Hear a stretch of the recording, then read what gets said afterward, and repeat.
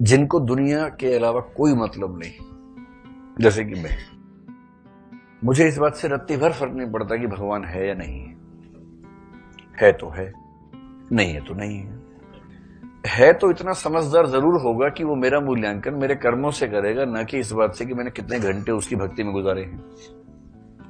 तो मैं क्यों भक्ति करूं? मेरा विश्वास है कि अगर ईश्वर है तो तार्किक होगा ही होगा, वैचारिक होगा, समझदार होगा, मूढ़ नहीं होगा। ठीक है, और नहीं है तो फिर मैं वैसे टाइम को खराब करूं अपना। और है तो समझदार होना चाहिए, और अगर है और समझदार नहीं है तब तो मैं और पूजा क्यों करूं? उससे बड़े कि समझदार व्यक्ति से समय गुजारूं मैं। तो मेरा ये विश्वास है, अपने अपने विश्वास का मामला है। जिनको विश्वास है वो पूजा करते हैं। मेरे घर में मुझे छोड़ के बाकी सब धार्मिक लोग हैं, खूब पूजा पाठ करते हैं, पूरा लंबा चौड़ा। और कितने लोग आप में से शनिवार को लोहा नहीं खरीदते हैं? एक अंधविश्वास यहां भी चलता है कि शनिवार को लोहा नहीं खरीदना चाहिए। आप लोग खरीद लेते हैं, आप नहीं खरीदते शनिवार को लोहा, आप भी नहीं खरीदती हैं। हाँ, मंगलवार और बृहस्पतिवार को बाल नहीं कटवाते, ऐसे कितने लोग हैं? मंगल, बृहस्पति या शनि। अच्छा, और मेरा उसूल है मंगल को ही कटवाता हूँ, उस दिन भीड़ नहीं होती। मेरा तो उसूल ये है कि बड़ी सुविधा रहती है उस दिन। गुड है। तो दिल्ली में ये कि खोलते हैं, जैसे 5 लोग वहां काम करते हैं, उस दिन एक आध आदमी होता है।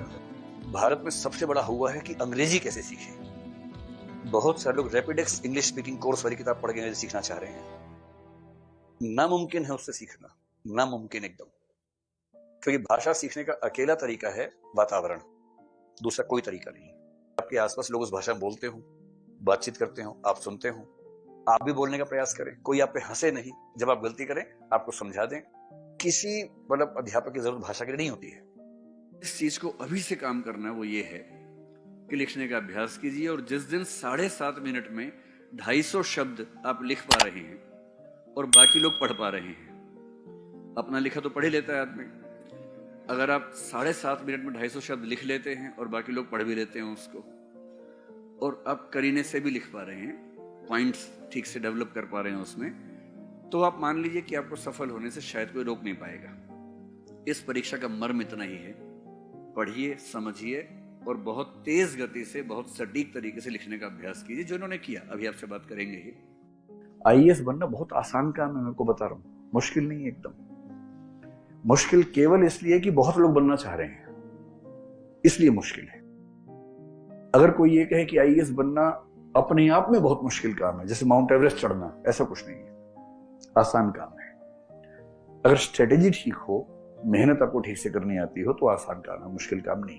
जो व्यक्ति मेंस के, जीएस के चारों पेपर में सारे के सारे क्वेश्चंस का आंसर लिख के आ जाता है, छोड़ता नहीं है, ये अपने आप में लगभग पर्याप्त है कि वो कम से कम टॉप के कुछ लोगों में शामिल हो जाएगा, बशर्ते उसका वैकल्पिक विषय और निबंध अच्छा हो। कितनी सिंपल चुनौती है।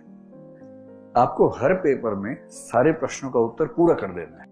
एक मेंबर ने एक लड़की से कहा, इंटरव्यू लिया, पूरा इंटरव्यू हो गया, वो उठी, thank you sir, thank you sir, thank you madam करके बाहर जाने लगी। तो चेयरपर्सन थोड़े मजाकिया किस्म के आदमी थे, उनको लगा जरा मजे लेके देखते इस बच्ची के।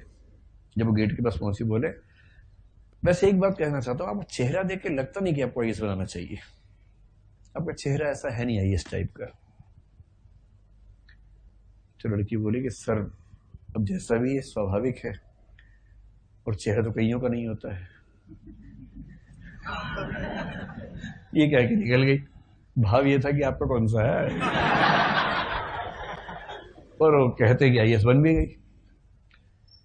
तो क्या होता है ना, प्रेजेंस ऑफ माइंड अभी एक ऐसी है, और उस समय बिना विनम्रता की सीमाओं को लांघे आप अपने मन की बात कह दें ठीक तरीके से, यही एकाध उत्तर इंटरव्यू में सारे पाप धो देता है, सारे पाप।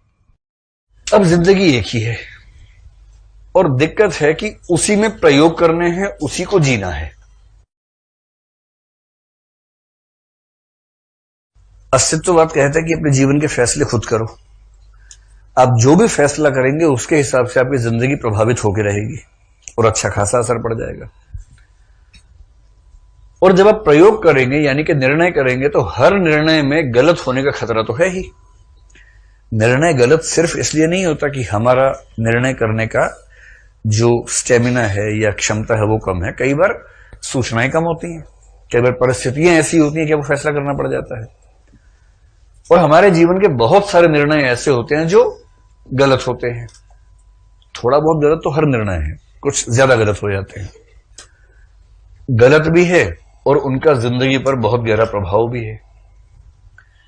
एक निर्णय गलत हो गया, उसका प्रभाव इतना